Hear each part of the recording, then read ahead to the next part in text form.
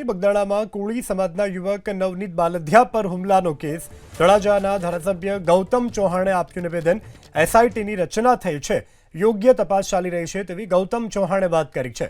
જયરાજ આહિરનો હાથ હોવાનું ભોગ બનનાર કહી રહ્યો છે। સમાધાન મુદ્દે થયેલા આરોપોને લઈને પણ આપ્યો જવાબ। કોળી સમાજના બધા જ આગેવાનો, ધારાસભ્ય, મંત્રીઓ, સાંસદો બધા જ મુખ્યમંત્રીશ્રીને મળ્યા હતા અને એના રિઝલ્ટ સ્વરૂપે આપ સૌ જાણો છો તેમ તાત્કાલિક સીટની રચના કરવામાં આવી।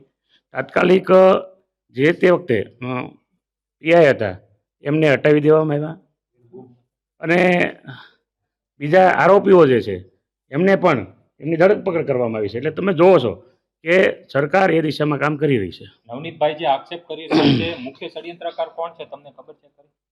ના, મને તો ના ખબર હોય ને। નવનીતભાઈ કહે છે એમાં તમે જાણ્યું હશે, જે લોકો વાત કરતા હતા એ બંને આમ આદમી પાર્ટીના કાર્યકર્તાઓ છે। એ બંને વાત કરે છે, બંને કોઈ પણ વાત કરતા હોય એ એમનો વિષય છે, આવું કંઈ છે જ નહીં। અને ત્યારે મારું લોકેશન ઓલરેડી ગાંધીનગર રાજભવનમાં હતું। એટલે આ તો એક એનો પોતાનો સિતારો ચમકાવવા માટે અને રાજકારણ કરવા માટેનો વિષય હતો।